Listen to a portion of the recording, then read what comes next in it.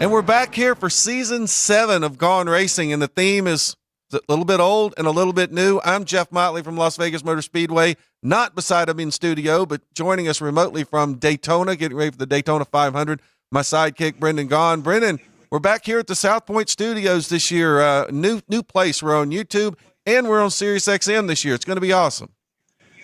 Yeah, we got new, like you said, comfortable old digs, right? We're back in the studio where we've done it. Can you believe 7 years already, Motley? Can't believe we got 7 years going on this thing. But so we're back in our old digs, and Sirius XM, our guys there called us and said, hey, let's pick up the show. So Gaughan Racing back on Sirius XM Channel 90 NASCAR Radio, me and you back in the South Point studio, and me in Daytona for qualifying. And guess what, Motley? No sweating this year. The Mighty 62, we're locked in. Yeah, I know. Easily going to be able to go into the duels. Now, for people listening on Sirius XM, they're actually going to hear this show a little bit later. So we are recording this show on Thursday. So Alfredo hasn't run yet in the duels yet, but he has got himself locked in through the qualifying on Wednesday night. So certainly you guys can breathe easy down there in Daytona this week.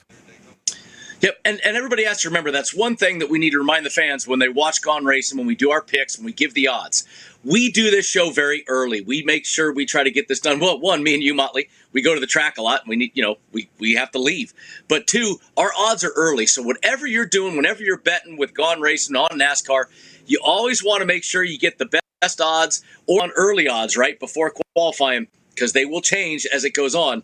But last year in the Gaughan Racing pool, I know somebody that kicked some butt last year. It didn't matter how early we had to pick. I know this is going to be like a rubber year here because you kicked my butt last year. I kicked yours the year before.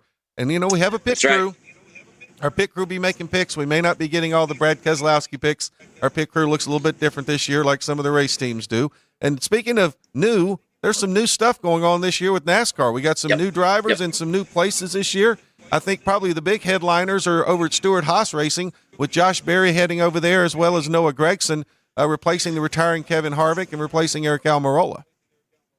Yeah, Noah, had that year last year, of course, that, was talked about ad nauseum. He's back. He's in the Cup level. He got a great ride over there at Stewart-Haas. See what he can do. Chase Briscoe is the leader in the clubhouse now over there. He's the most tenured guy. Josh Berry moves over from the Xfinity side with Junior Motorsports, getting his big shot here. So a lot of new things over there. But Rodney Childers still at the helm of that 4 team. That's a big deal for those 4 guys. Yeah, and we're really going into this season, and I think there seems to be a little bit less turnover or a little bit less driver movement maybe going into this season, because really Harvick, Almirola, and A.J. Allmendinger were the only 3 key guys who have kind of moved on that are not full-time in the Cup Series. And it seems like, and we didn't have a lot of shuffling among teams this year like we've seen in some of the past years. So we've got a lot of teams that have got a lot of comfort with their race teams that have been there for a while now. So that's probably going to make all these teams even stronger and make for a more competitive season. No, I think so. I do believe that. And the biggest change really you got is the Legacy Motor Club had probably what'd you say, the biggest change overall of all of it, where they went from Chevrolet to Toyota. Jimmy going to run 9 races this year. John Hunter getting the job that was Noah Gregson's, that Josh Berry and other guys moved in. So Legacy Motor Club really has the biggest change of all. But like I said, a lot of these driver changes are smaller teams, a little bit smaller stuff. Legacy and Stewart-Haas, the 2 kind of biggest movers this offseason. And I know we're going to talk a little bit later about the Daytona 500 coming up, and we know this year with 2 races at Daytona, 2 races at Talladega, 2 races at Atlanta, we kind of talk about how the teamwork and everything comes into play. And we've always felt like Toyota had been at a little bit of a disadvantage because they had fewer teams out there. And now Toyota is able to add 2 more teams to the mix. So they're not up there where the Chevrolets are in terms of number of teams, but they're getting much closer to where the Fords are, and they're certainly close enough now that they got guys that can help each other on these restricted tracks. Well, the main thing is here at Daytona, this is where you got to talk about that could be something that comes into play. And I think we might talk later on, Jeff, about the odds to win this race. I think Toyota may be a little bit more of a favorite than we had in the past. I mean, last couple of years, what were they? Plus 400s, plus 375s, that long shot range, because they only had the 6 cars out there. Now they potentially, if Jimmy makes the show, could have 9. Yeah, and I think that's going to make it definitely interesting when you go into these events, because that way at least you have some teamwork. Now, we talked about some of the newness in terms of the new drivers, new places, new manufacturers. One thing also that's very new this year, there's a lot of changes with the schedule coming up. We're going to go to the second race of the season. First off, we've lost Fontana off the schedule. We know they're doing some construction over there. They're building some houses around there. I know, and I know it was one of your favorite tracks, also one of the scenes of one of your more horrific crashes as well over there in the West Series, but you can Google that on YouTube if people want to see it. But now the second race of the season is going to be in Atlanta, so you're going to go Atlanta, and then you're heading across the country to do 2 West Coast races in Las Vegas and Phoenix. Bristol this year is going to return to the concrete in the spring, so we have no more dirt race on the NASCAR calendar. They also have moved off the Easter spot. Richmond is going to take their spot on Easter. We have a new track on the circuit this year, Iowa Speedway, going to make the first trip ever for the Cup Series at Iowa Speedway. We're going back to the 2.5-mile rectangle at Indianapolis Motor Speedway, the famed Brickyard track. Our regular season is going to end at Darlington instead of Daytona. That's a big thank you to the Olympics, I believe, being in there with the 2-week break we're going to take for the Olympics in August. And then Watkins Glen has actually moved into the playoffs. So a lot of changes within the schedule, and I think every one of them that I look at is probably going to make the season even more exciting. Well, the main thing that starts off is Atlanta now, remember, is a super speedway race, right? It's just like Daytona and Talladega. So you go restrictor plate to start the season. So the first, what you and I kind of call the real track, right, is Las Vegas Motor Speedway when they go out there. That's a big difference in the change. Bristol, no dirt. I think the dirt experiment was fun at Bristol, but I think it's time to go back to Bristol being what is Bristol, because we all love that. And with the changes they made this year to the car, hopefully that will bring back some of that excitement on the short tracks. I love my road racing, so I do love the Watkins Glen being in the playoffs. I think that's an awesome place to have a playoff race. I think it deserves it. But I am glad, loving road racing, but I am glad we're back on the 2.5 mile. I don't care if you think the race is boring. Fans don't care if you think it's not a good race. Don't care. Absolutely give zero poops about it. We need to be on the big track. That's what makes Indy so special. Even though the road course is special, I'm just glad we're back on the 2.5 mile. Well, and you kind of alluded to the fact that we're going to run 2 consecutive restricted engine races at Daytona and Atlanta, then the importance of coming to Las Vegas, and then Phoenix, going to be the 4th race of the season, which is a spot where they're going to end the season as well, so that's always important. And then the other race to start off the season is going to be going to Bristol for that race on concrete instead of racing on the dirt. That's the first 5. And I think a lot of us are probably going to be looking really at Las Vegas and Phoenix, and we're going to have a pretty good idea of who's going to be strong and who's going to struggle to get into the playoffs. Yeah, I mean, look, the super speedways, they don't really tell you who, like the Toyotas in qualifying on Wednesday night, they looked awful qualifying-wise, right? Their speed was not there. They just didn't look fast. But that's just qualifying at Daytona. That doesn't determine how well you're going to race. Vegas will be the race that says, okay, is the new dark horse Ford nose? Does that Mustang now have a better turnout than we had last year at those racetracks? That'll be a big deal. Then you go down to Phoenix. And last year we talked, it's the place you have the championship. If you run well at Phoenix, a lot of teams that race and put a lot of effort into it and put a lot of emphasis on it because it's the championship round. So I do think that we have some big deals early in the season, and it's fun that it's going to be out west. The first real good looks at what this season is going to look like with Vegas and then into Phoenix. Well, and before we get into all that, I mean, it's this weekend. I mean, it's the Great American Race. It's the Daytona 500. It's the World Center of Speed there, and I think that it's one of the great things about our sport. People sometimes say, you're really going to open your season with your Super Bowl. Well, I don't know that we qualify that as a Super Bowl because it doesn't determine the champion, but it's certainly the biggest event of the year, and I think it's a great way to get the season started. And as we look ahead to Daytona, and you talked about the Toyotas, they struggled a little bit in qualifying. The one thing that we do know is some of these Toyota guys are really, really good when they get into the race. Denny Hamlin, certainly a guy that you're going to be looking at going into this race as one of the favorites to win. Also, I mean, when you look at the guys that you think, okay, these guys got a really good shot, you're going to look at those 2 RFK cars, I think, right now with Brad Keselowski, Chris Buescher are going to be very strong. But this is one of those races where, I mean, it's anybody's. I know you love that favorite word. You can throw it out if you want to be the first one to throw it out. That's you. It is kind of a crapshoot. That's why we've had Derek Cope and Trevor Bayne and Ricky Stenhouse Jr. We've seen some different guys win there. So it's a reason you ran that race so many years, too. Okay, look, yes, you love the crapshoot thing. But you and I have looked at this in the past, Jeff. There is, if you look at the stats of how guys have done here, if it was truly just, oh my God, a straight crapshoot, then Denny Hamlin wouldn't have 12 top 10s in 36 races. then guys like Austin Dillon wouldn't have 50% almost top 10. That there is a crapshoot of it, which is why Derek Cope can win, why we race it, why the Mighty 62 Death Wish Coffee Chevrolet this week can have a good shot, because those guys have great stats there. That you can have great stats there and still have the crapshoot winner. So that sort of thing, to me, when I look at guys, Chris Buescher, 16 races, 7 top 10s. That's not crapshoot numbers. You know what I mean, Motley? Well, I know, and I like to give you a hard time a little bit about the whole crapshoot thing, but I do agree with you in that you can look at certain guys that are going to run well. Like we mentioned the RFK guys. Bubba Wallace is a guy who I expect to run well. He's good on these type tracks. Then you've got guys, Martin Truex Jr., who this has really never been his forte. So I think when you do look out there and you do see that there are certain characteristics of certain drivers who are better on these type racetracks. Maybe part of it is attitude. It's how you embrace it. But you can't tell me that Martin Truex Jr. doesn't desperately want to win the Daytona 500 and that he's not going into this race with confidence and saying, look, this is a big opportunity. I don't have that many more shots at it, and wants to go win the race. Well, and we've talked about it, like Kyle Busch. Remember, we always said Kyle just absolutely hates this style of racing. Don't bet on Kyle Busch when it's here because he doesn't like it.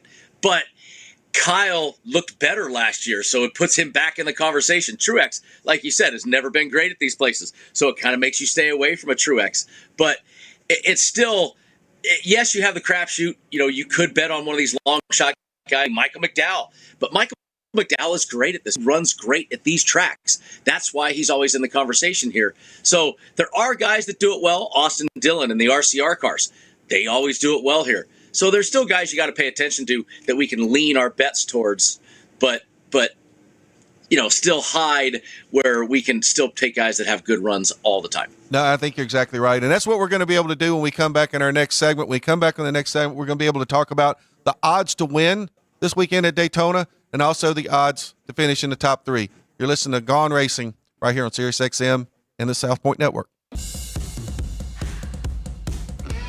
South Point offers all the types of entertainment you'd expect at a first-class Las Vegas resort. Did you know our 400-seat showroom is one of Las Vegas's top destinations for live entertainment? Enjoy live performances by classic Vegas entertainers, bands, and today's hottest comedians, plus a rockin' dance floor. You can also enjoy live entertainment at the Grandview Lounge, where you'll feel all the vibes of old Las Vegas. Enjoy the music, and if you love to laugh, don't miss The Dirty at 12:30, our very own free comedy show, every Friday night at 12:30 a.m. in the Grandview Lounge. The Dirty is 100% free, so arrive early. Go to southpointcasino.com or call the box office at 77136 for today's performances at the showroom and the Grandview Lounge. When you're ready for your favorite cocktail, stop in and unwind at one of our 7 specialty lounges. There's a bar around every corner, because you're in Vegas, baby. South Point Casino has plenty of attractions for the whole family. Catch a movie. Our 16-screen movie theater includes 2 XD Extreme screens for the ultimate in viewing, sound, and luxury. After the show, treat the family to a variety of treats at our old-fashioned ice cream parlor, Kate's Corner. We scoop up a variety of creamy concoctions, including smoothies, hand-dipped cones, milkshakes, malts, sodas, and sundaes. At Kate's, there's something for everyone. And if you've still got time to spare, our bowling center might be right up your alley. Voted Best of Las Vegas, it's a great place for friends and family fun. 64 lanes, a pro shop, snack bar, and arcade. And while the kids are bowling, you can play slots and sip on a drink in the Alley Cat Lounge while overlooking the lanes. For our more serious and professional bowlers, the South Point is also home to a separate tournament bowling plaza.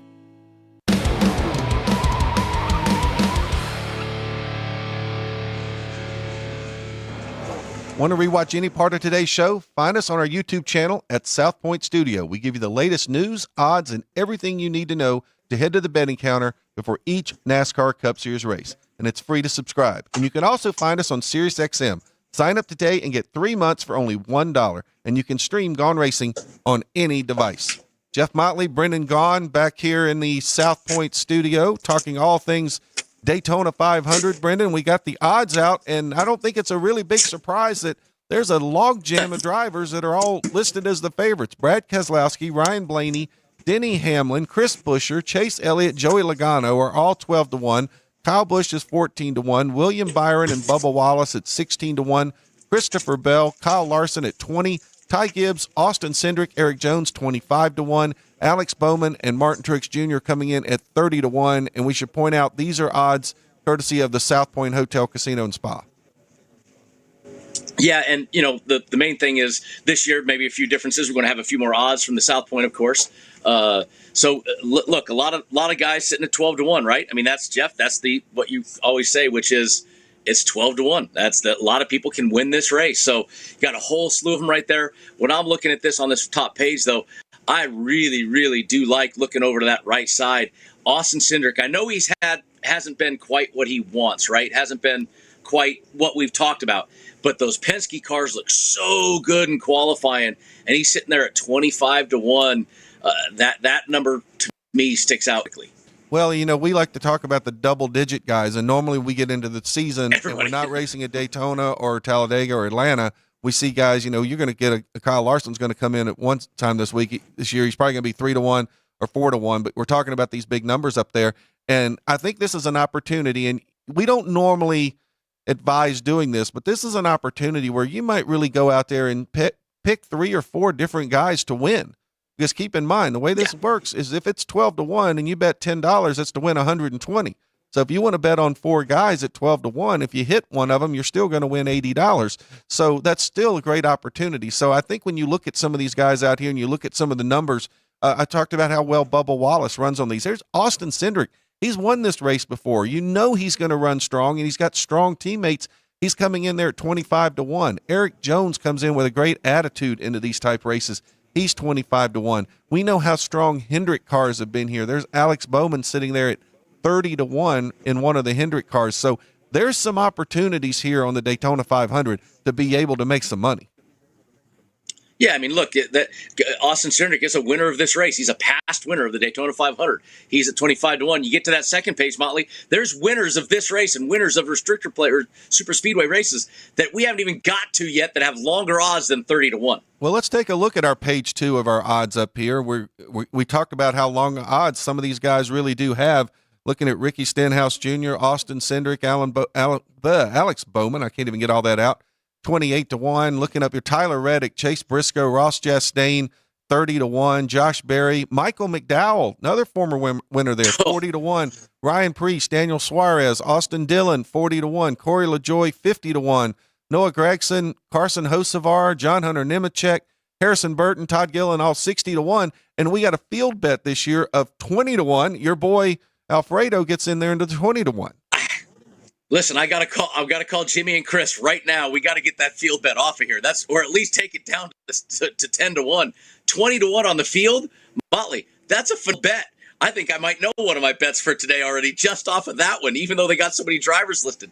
But look, Austin Dillon, 40-1. You just named Michael McDowell, 40-1. These are guys, Tyler Reddick, 30-1. These are guys that run absolutely fantastic here and makes you scratch and say, ooh, there is some great numbers here for the Daytona 500. Well, and I think when we talked earlier about how the Daytona 500 has lended itself to the surprise winners. McDowell, Stenhouse, Bain, Cope. I mean, the list goes on and on and on. When you see these guys with these type numbers out there, it really shouldn't scare you away so much, because if you're going to take a chance or you're going to take a flyer on someone, this is the kind of race to do it. Absolutely. This is the fun of super speedway racing, which, like you said at the start of the show, Jeff, why did Brendan Gaughan and the 62 team show up back in the day? Why does the 62 team only come to these 4 style races? Because, yes, the crapshoot thing, but really what it is we have a legit shot to win, not just because of accidents or anything like that. This is the one place that a car can be as fast as a Hendrick car without having to spend $10 million. Well, and I think that's a very important coming here. And also the teamwork aspect. You can be faster because you can get in that draft. And, sometimes it's by manufacturer. You may be an independent team, for example, like your team being down there as an independent team. But you know what? If your guys are strong and you're running well, then other cars, especially with your manufacturer, are going to want to pair up with you and are going to want to run with you, correct? No, and we already had talks last night after qualifying about, hey, the 62 teams in the conversation of, helping the Chevrolets, push the Chevrolets. And when it comes to betting, you and I have talked about this before. If when all the manufacturers run together, Jeff, right, what happens? One wreck and you've lost 9 Chevrolets, you've lost 8 Fords. So one of the things you can do is kind of hedge your bet here. You can pick a couple from a Ford camp, a couple from a Chevy camp, and a couple from a Toyota camp, and you kind of hedge that big bet or that big wreck bet where, okay, all the Chevys get wiped out. I still got a couple Fords left in my garage. Well, now when we start talking about, not just the odds to win, but we also have odds for top 3. And when we look at our top 3 odds, it's a little bit different than what we see from our odds to win the race, because we actually do have a little bit of separation up there. Denny Hamlin is the odds-on favorite to finish in the top 3 at plus 255. Then Kyle Busch at plus 300. Ryan Blaney, Brad Keselowski at 330. Kyle Larson, Joey Logano, Chris Buescher, Chase Elliott all at plus 400. William Byron at plus 450. Bubba Wallace plus 500. Martin Truex Jr., Eric Jones, and Christopher Bell at 600. Tyler Reddick and Ross Chastain at 700. Ty Gibbs at 800. And I find that a little bit interesting, Brendan, because what we're seeing there is it doesn't really match up exactly with the odds to win the race. So that certainly means that these odds makers are looking at the teammate aspect of it as well. No, and this is where I start to rub my hands together, Motley, and go, ooh, okay. Now we do the teammate thing, right? Now I put a couple Chevrolets together. You got a shot to win a bunch of these at once. You want to go on that Ford camp? Okay, take yourself a Ryan Blaney at 330, a Brad Keselowski at 330, and a Joey Logano at 400. 3 Fords right there. Then hedge that one. Take a flyer on the Chevrolets and pick yourself a Kyle Busch at 300, a Chase Elliott at 400, and we haven't even got to an Austin Dillon number, right? So you can definitely now, especially Toyota numbers. Toyotas are great. Take Denny Hamlin at 255 and back it up with a Bubba Wallace at 500 and a Tyler Reddick at 700 right there, or even a Ty Gibbs at 800. Now, because once again, at the end of that race, you know that Toyotas will be lined up, Fords will be lined up, Chevys will be lined up trying to work with each other. Yeah, and I think when you see some of those numbers, I mean, look, there's certain guys, and we like to talk about it, they know how to stay out of trouble. Yep. They know how to be around there at the end of the race. That's why I'm looking at the name is just jumping out at me right there is, looking at Bubba Wallace at plus 500. It seems like every year at Daytona, he's right there in the mix. He is a guy who's managed to stay out of trouble. So, I mean, that's a guy I'm looking at right there, plus 500. I'm thinking, ooh, that's a pretty good one. All right, now let's look at some of our, I guess you would call them our longer odds, if you will, on guys to finish in the top 3. We start off there with Ricky Stenhouse Jr. coming in there to plus 750 along with Austin Cindric. And I think, well, I don't know, our numbers look a little bit different than what's on my sheet right now. So Alex Bowman plus 800, Austin Dillon, Chase Briscoe at 850, Ryan Preece, Michael McDowell, Josh Berry at 10-1, Daniel Suarez at 12-1, Corey LaJoie, John Hunter Nemechek, Carson Hocevar, Noah Gragson all at 14-1, Zane Smith, Justin Haley 16-1, Todd Gilliland at 18-1. You see anybody there on that second page? I mean, I think when I see those guys there, I see a bunch of guys that are either going to win or maybe not be there at the checkered flag. Well, what I see is guys that will be there. Like, look, Michael McDowell, let's take that one right there. We always talk. McDowell knows how to get to the end of this one. McDowell's sitting at 10-1. You know that he knows how to be at the end. He knows how to miss some of those wrecks and make sure he's there at the end. And he may not be the Ford that's in front pushing. And you can't always, position yourself as the front car. So I love to take an Austin Cindric at 750, a former Daytona 500 champion, a Michael McDowell at 10-1, another former champion. And those two guys together, it looks great. You take a Ricky Stenhouse and an Austin Dillon, 750, 850. These two guys together can push, the Chevy line and still get the multiple top 10s or top 5s, and they're great at what they do. Corey LaJoie, 14-1. How many times, Motley, have we looked and Corey LaJoie is in the top 5 with 2 laps to go? And he's at 14-1 right now. You know he's going to be pushing somebody. He's going to be in that mix pushing one of the Chevrolets. So he's a great shot at a top 10 at a 14-1. Yeah, but he's also a guy that I think that he's also a guy I think when it comes down to it, he's not really – he's thinking I got to win this race. I mean, he winning it above all else, though. Don't you agree? Yeah.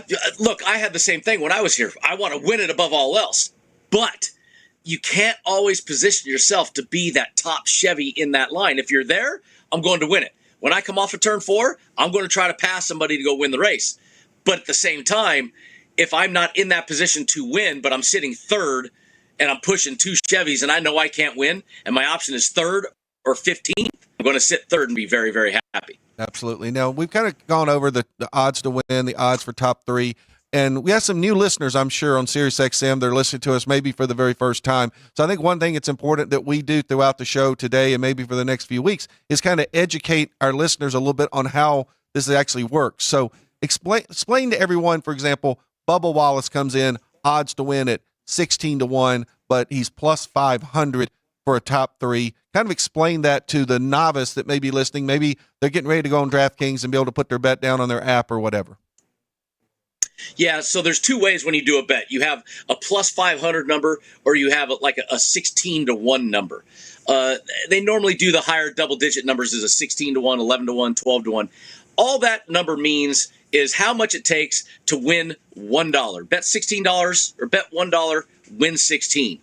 If you have what's called plus 550, that means you're going to bet $10 to win 55. You're going to bet $5, $5.50 to $1 to win $5.50. They just basically, if you see a 16-1, you could also call that plus 1600. Chop off a 0. So it's a way that they kind of give you both numbers without getting confused as being super long, where you see a number that says plus 10,000. It changes the way you bet. It doesn't change the way you bet. Sorry, it changes how you read it. So a 550, it would basically be the same thing as saying 5.5 to 1. And everybody needs to realize the number on the right is what you bet. The number on the left is what you win. It's pretty simple. Because sometimes you could see something where it's a crazy number because a person is such a huge favorite. They could be a 2-3, which means you're betting $3 to win 2, which is something nobody really. Well, people do that. They're really rolling the dice to do that, and people will. Well, in NASCAR, it's rolling the dice. When you're betting football, right? We just had the Super Bowl last week. A lot of people didn't mind putting minus 110. That's a standard juice bet, Jeff. In regular sports, minus 110 means you bet $11 to win 10.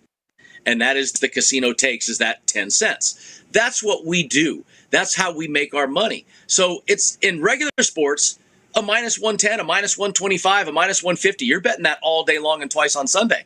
But in NASCAR, the odds are so much different. Very rarely do we have a minus number. And if you do take a minus number in our world, you might as well just find somebody else and bet on the plus line. But when we move into our third break, which we got about a minute to the third break, we're going to start talking about driver head-to-heads, and we're going to start talking about the group matchups. And then the head-to-heads, what we see is completely different. We see a lot of minus numbers. We see evens. We see positive numbers. Kind of explain to people what they're going to be hearing once we start talking about driver head-to-heads. Well, and look, on driver head-to-heads, you're not going to hear us talk about them long on this episode, right? Correct. Probably not going to hear us long at Atlanta. You're going to hear us talk very long at Vegas and Phoenix, because how did I kick your butt last year, Jeff? A lot of the head-to-head matchups. Hit a lot of singles on me. Nickel and diming me to death. Hey, wins World Series, doesn't it? Well, no, you're exactly right. It's like, wins or wins or wins, right? Doesn't matter. You get 4 singles, that scores a run, right? You don't need to hit a home run to score a guy. I guess you could look at it that way.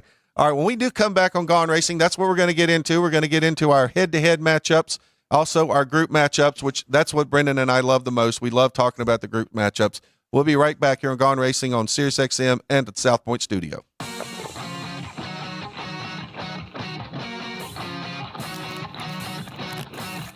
Once you've satisfied your hunger, get ready for more of the hottest casino games in Vegas.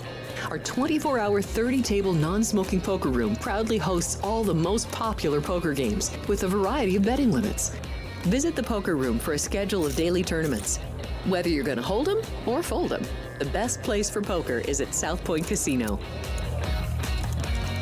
You'll notice that our craps tables are usually the loudest in the casino.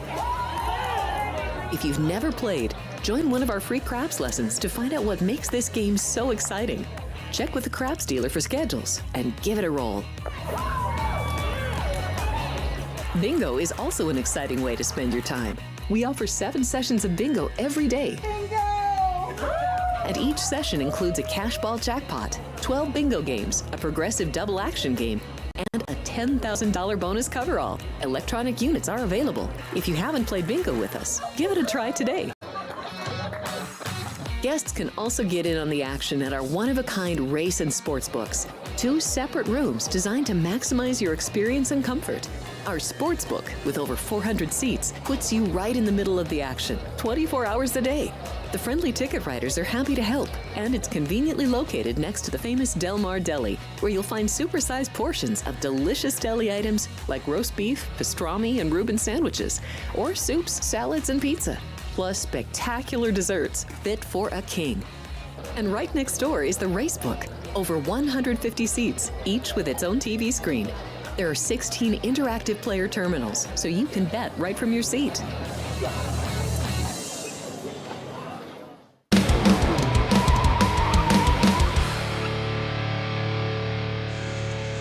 We're back here in Gaughan Racing. Jeff Motley alongside Brendan Gaughan. We're not exactly alongside Brendan Gaughan this week. He's down in Daytona getting ready for the Daytona 500.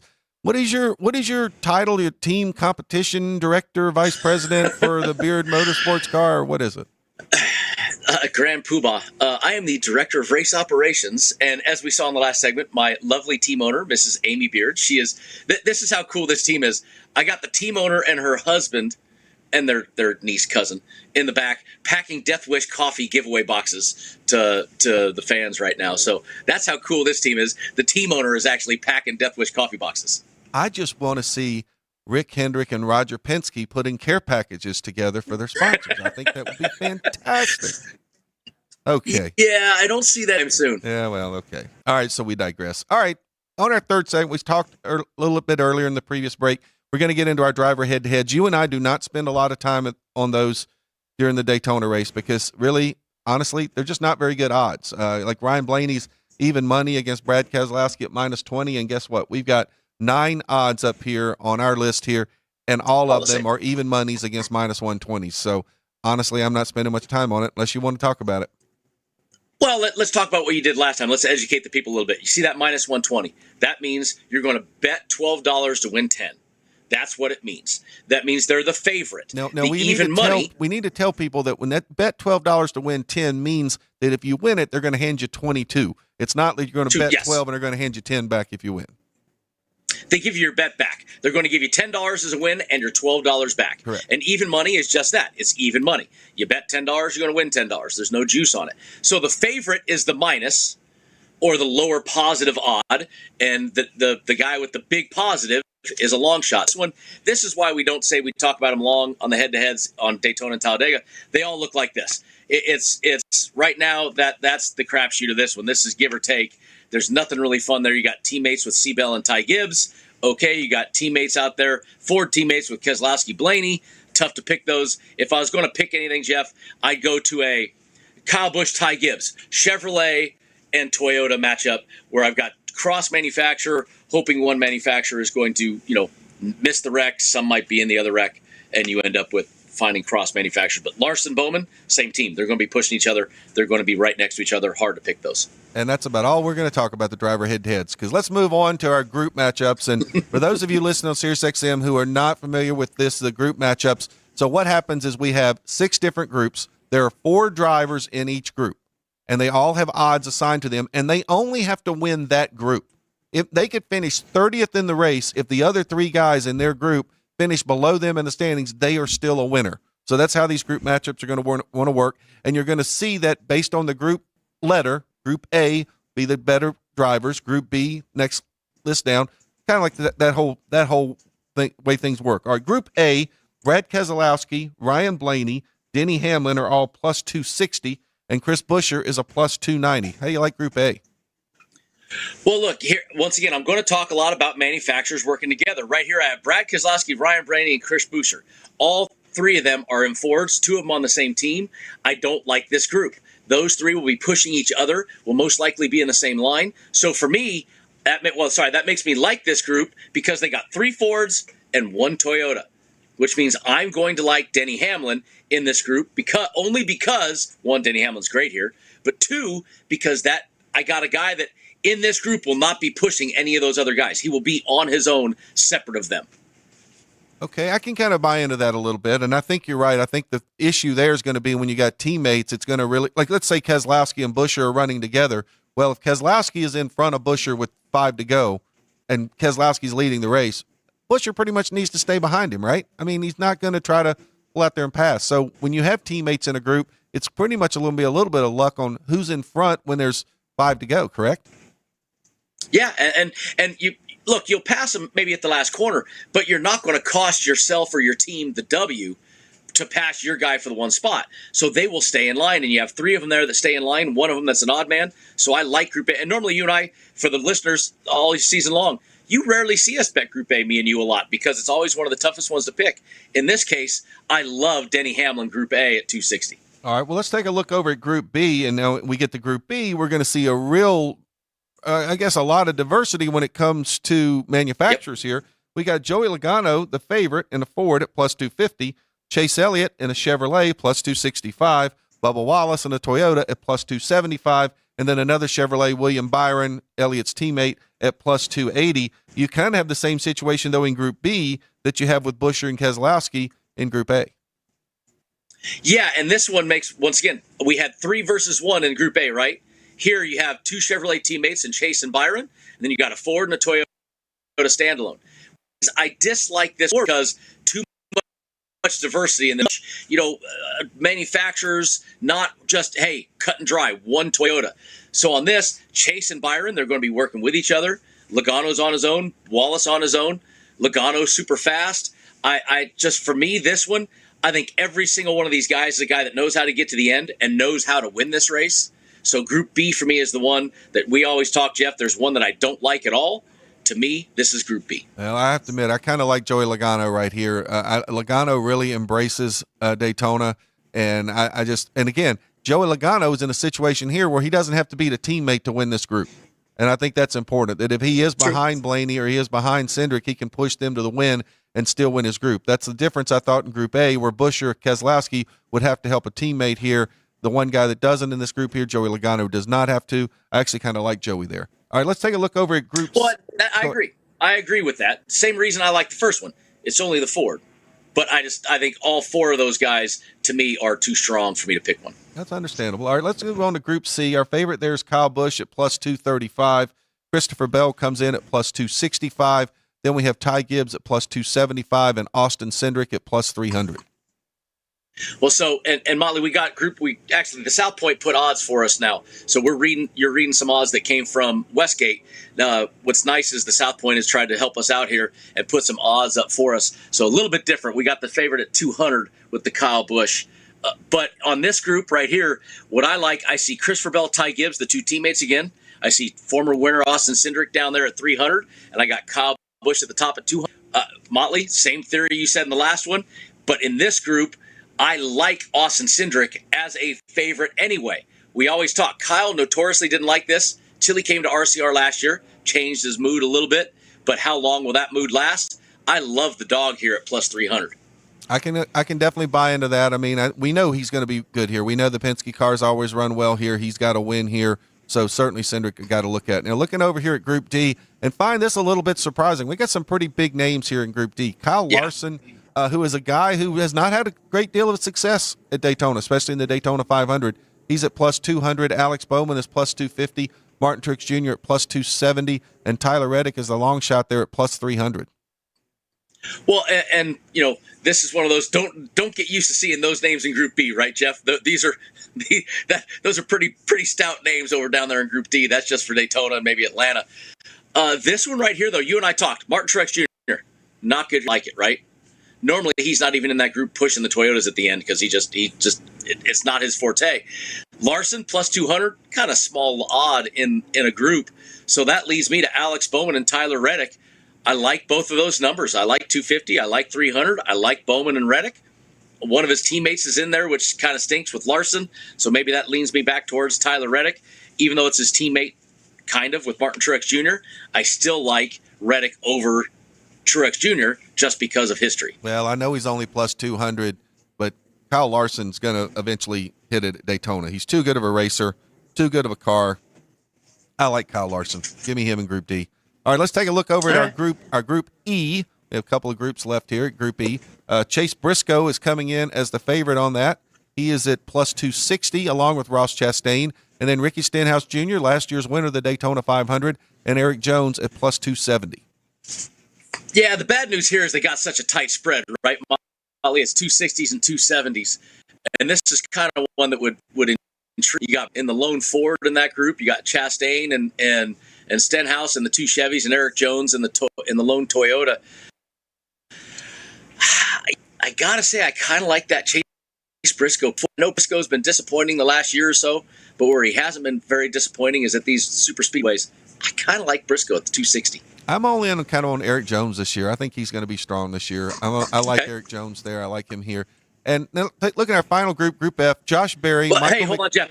Does Eric Jones scare you with how bad all the Toyotas qualified? No, the qualifying for Toyota really does not worry me at all. Look, I've watched Denny Hamlin start 30th a number of times and run up front there. So, and Gotcha. I know Bubba's going to run well. So honestly, I don't really think I have any major fear with the Toyotas. I just don't think they qualify well for some reason. All right, I know we got one group left. We're going to have to do that when we come out of break, but we're going to go to our final break. This is Jeff Motley and Brendan Gaughan. We're here on Gaughan Racing, breaking down all things the Daytona 500 at the South Point Studio and on Sirius XM.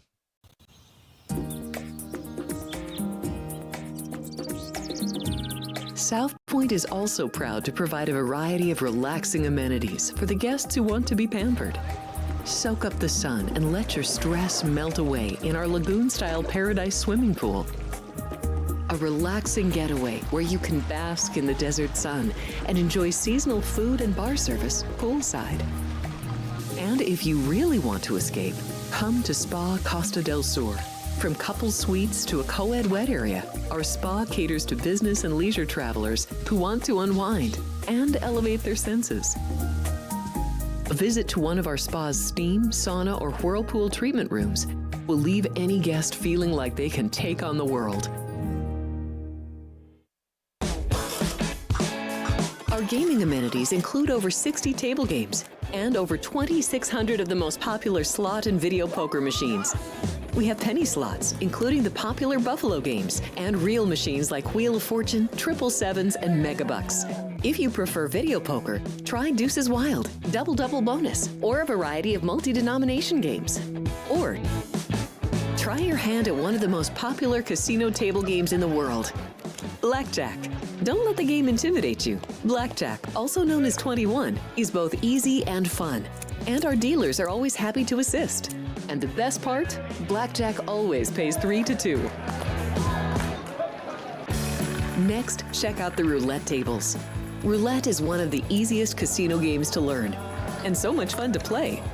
It's a favorite of both beginners and seasoned players. In addition to blackjack and roulette, our casino pit features over 60 popular table games like Baccarat, Pai Gow Poker, 3-Card Poker, Ultimate Texas Hold'em, and Mississippi Stud. So get out of your room and come join in the fun.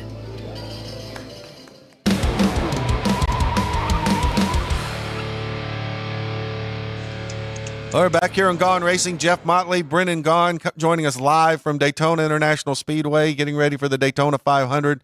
Anthony Alfredo, Fast Pasta down there in the number 62 Beard Oil Chevrolet. And we're in our last segment here, and we're on our last group of our last segment, our Group F.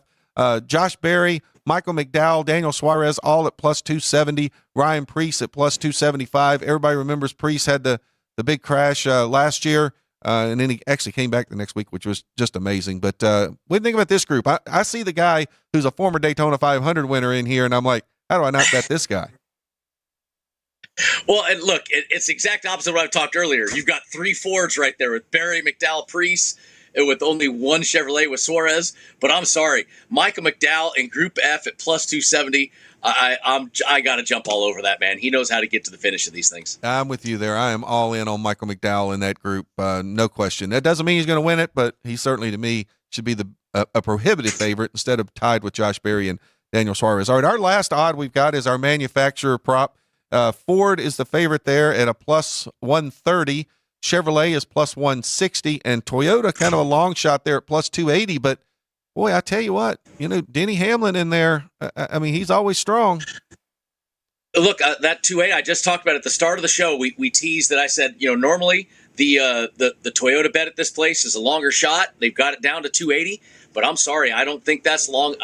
It's long enough for me. I like the 280, even though they struggled in qualifying. I think that's fantastic. I would take it all day.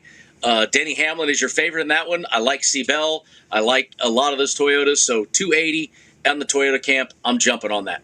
All right, well, that wraps up all the odds we've got for the Daytona 500. Now, before we close the show, Brendan and I will give you 5 picks that we have for the Daytona 500. We'll do that each week throughout the season. We'll pick 5 bets that we like, and we'll see where we shake down when the season's over. But first things first, Brendan, let's kind of talk about the upcoming season, the odds we've got for the season, and you and I have made a few predictions going into the season, starting out with the odds to win the championship that are up there right now. We've got, I don't think it's a really big surprise that Ryan Blaney comes in as the favorite because he is the defending champion at plus 500. Kyle Larson is a plus 550. William Byron plus 600. Denny Hamlin is coming in at a plus 700. Chase Elliott plus 800. Christopher Bell at 850. Martin Truex Jr. is 10-1. Joey Logano is 11-1. Kyle Busch 14-1. Tyler Reddick and Brad Keselowski at 16. Ross Chastain 18. Chris Buescher at 20. Ty Gibbs 25. Bubba Wallace 30. And Alex Bowman 35. Yeah, here's the deal. This is where we talk about future betting, and this is where we talk about hedging your bet. Right now, these are some of the longest odds you're going to have on these guys. Those guys at the top of that screen, those Denny Hamlins up there, those are guys 12-1. Their odds are going to start shrinking very quickly. They're going to go fast, right? So jump on them now. Tyler Reddick at 30-1. I think that's going to shrink quickly. Jump on those guys. Even the Joey Logano's, Kyle Busch is 12 and 14-1. Jump on them early. That's how you get some late season hedge to help you, maybe have a couple extra bucks there. But how about Brad Keselowski starting out as a 12-1 to win the championship at the South Point? That's some confidence in that RFK team right there. And then you got Chris Buescher, who was the guy that dominated at sitting even with him 12-1 at RFK. So I kind of look at that and go, it's interesting to see Brad up that high. I might wait a little bit on Brad and get him when he gets longer if he doesn't win early. Yeah, I'm with you there. Okay, well, you and I have made some predictions going into the season. So I'll read mine first. We got a few things that has been put out here by our pit crew who set this stuff up. And so I'll run through mine first, and then, Brendan, you can go through yours. And at the end of the year, we're going to see how we shook out and how this thing's worked out. So actually, you want to just go back and forth, or you want to do them back and forth instead of me just doing all mine? Let's do it that way. You want to do that? All right, let's do it that way. Whichever way you want. Which driver will have the most wins? I've picked William Byron. I say that, they got yours here, Jeff, so why don't you go through yours and I can go through mine after. All right. Driver with the most wins, I say William Byron. How many wins will William Byron have? I'm saying 6. Rookie of the year, Josh Berry. Breakout driver of the year, I'm going Ty Gibbs. A guy who has not won yet on the Cup Series. I think this is a year he's got all these tracks under his belt. I think this is your Ty Gibbs. He'll make the playoffs. So I don't know what our definition of breakout is, but my definition of breakout is that he makes the playoffs. My most disappointing driver of the year, I'm going to go with Alex Bowman. Driving a Hendrick car, I think when you drive for Hendrick, there's much is expected. Maybe he's going to prove me wrong. I hope he does prove me wrong. But he's the guy I think that I'm just not sure about that's going to be able to have a strong year. How many wins will Hendrick Motorsports have? I said 14. Penske, I said 7. Joe Gibbs Racing, I said 9. Richard Childress Racing, 2. And Trackhouse Racing, 3. And I think that gives me a couple of races in there for 23-11 or for Stuart Haas or for RFK to pick up some wins. So chances are I'm going to be wrong on some of those. The 16 drivers that I'm predicting to make the playoffs: William Byron, Kyle Larson, Chase Elliott, Denny Hamlin, Christopher Bell, Ty Gibbs, Martin Truex Jr., Tyler Reddick, Bubba Wallace, Kyle Busch, Joey Logano, Ryan Blaney, Ross Chastain, Eric Jones, Brad Keselowski, and Chris Buescher. And my round of 4, Byron, Larson, Hamlin, Bell, and my champion, William Byron, gets his first NASCAR Cup Series championship. I mean, if I pick him to get the most wins, I'm going to pick him to win the championship. You got to do that. That makes sense to me. What say you? So I'm a little different. I got the most wins is going to be Denny Hamlin, and he's only going to win 5 this year. So those are my 2 predictions off the start. I got Denny and 5. But I got a few things that you're going to laugh about as we go along. So Rookie of the year, you and I both have Josh Berry. I don't think there's much competition in that this year. Breakout driver, I got a tie, but I got the other tie in that camp. I got Tyler Reddick. I know he's good, but I think this is a breakout season for Tyler Reddick. I really expect to see him good things. And the disappointing driver, which I will go down as the worst pick in the history of all sports last year, Martin Truex Jr. was my disappointing last year. This year, Harrison Burton hasn't shown anything. He's at Penske, Woods Brothers. This is a year that he's got to do something. If he doesn't, I think he's out. And so for me, Harrison Burton, I don't see him unless he shows something. I think that he's sitting right there. Then the organizations, I got Hendrick. I said 16, and I've thought about this since then. I didn't leave room for anybody else to win. I picked 36 things. So I think I'm wrong on this now. I'm already going to say I messed this up. I got 16 for Hendrick, 7 for Joe Gibbs, 7 for Penske, 4 for Childress, 32 for Trackhouse, which equals 36. And after I did that, I went, yeah, I don't think that basically leaves room for nobody else to win. Bad move on my part. So I will take the Bummer of the Year award again. My playoff driver is very similar to yours, but I do have a couple differences in here. I got all 4 Hendrick cars: Byron, Larson, Elliott, Bowman. I got 3 of the Gibbs cars: Hamlin, Bell, and Truex. I got Reddick over on the other camp. I do have both RFK cars: Buescher, Keselowski. I got Kyle Busch getting in there. I got Logano and Blaney, both Penske cars, in there.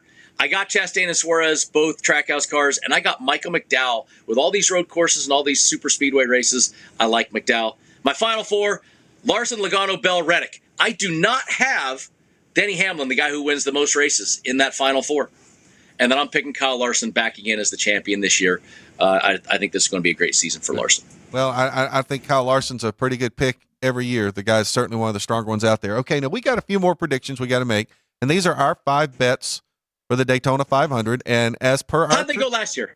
Yeah, well, okay. And I didn't beat my chest as much after the previous years. Maybe you have this Should year. have. Okay, well, yeah, maybe you're right. But because you were the winner, you get to go last. So we will get some pit crew picks. We'll put those up on the social media. We don't have those yet. The pit crew was working very diligently just to get our show on the air this week. So real quick, I went through to all group matchups. Brad Keselowski in Group A, Joey Logano in Group B, Kyle Larson in Group D, Eric Jones in Group E, and Michael McDowell in Group F. So I do not have all group matchups. I've got one outside the groups. I'm taking the field to win. You know why I'm taking the field to win? Because the Beard Oil Chevrolet is in the field. You got to stay Beard loyal. Oil 62, baby. Fast Pasta, the 62, Death Wish Coffee, pulling into victory lane for the field bet. Got to take it, 20-1. Then after that, I'm going 3 groups. I'm taking Group A with Denny Hamlin. I talked about they're on earlier. I'm taking I like Austin Cindric in Group C, that plus 300 number, too far down there for me. And then I'm going to go into Group F with that Michael McDowell plus 270. I really like that bet as well. Those are my favorites to me. And then I'm going to take that Toyota bet. I do like the Toyota as the manufacturer to win that this way too big of a number with more Toyotas than they've ever had, and the guys they have in them, I like them. I think they're strong. Well, we'll see who gets off to a hot start, but I will say this. If Anthony Alfredo pulls that Beard Oil Chevrolet into victory lane on Sunday, then I will be very far behind the 8 ball no matter what happens. Those of you listening on the radio can't see Brendan pointing to his hat on his head here that he's got his – that is Black Rifle. Is that your – what's that, your coffee? Death Wish Coffee. Death Wish Coffee. Hey, bite your tongue, man. Brendan, I have – and I know this is going to shock you, and I'm sorry for your sponsor. I have never consumed a cup of coffee in my life. Never, ever had a cup of coffee as you're sitting there slurping them down in the middle of the show. I just haven't. Coffee has never been my thing. Listen, I don't know why. It wasn't until I had kids, but I found Death Wish Coffee almost 14 years ago. I found them randomly online, been buying them forever, and it is the most caffeinated coffee, which is why it's called Death Wish, which is why I don't need 4 cups a day, which I drink 4 cups a day. I don't know Death Wish Coffee. I don't know how I would feel as a race car driver to be driving a car with the words Death Wish on the side of my car. Fastball's ain't afraid, baby. He is not afraid. Okay. Let's go, Alfredo. It's like, isn't it like driving a green car or having peanuts at the racetrack? You know, there used to be all these superstitions or whatever. Never believed in it. Go to town. He's got a skull and Death Wish on the hood. He's going to go in the Daytona 500 because we're locked in, Motley. We're good to go. All right. Well, what do we expect this weekend at Daytona? What are you expecting down there? We got about 30 seconds left. it's a great season. It's great that we love the Daytona 500, but Jeff, love the Gaughan Racing Show back on Sirius XM, back at the South Point studio, kind of our old home where we belong, and we're going to have a great time this year. Year 7, baby. Can you believe that? I know it's hard to believe that they came to us to do this when we got the second NASCAR race in Vegas back about 2017, 18. I don't know what it was. Anyway, okay, that's our show for this week. Hopefully next week Brendan will be back here in the studio with us. He won't be down in Daytona, but that's it for Gaughan Racing. We'll talk to you next week.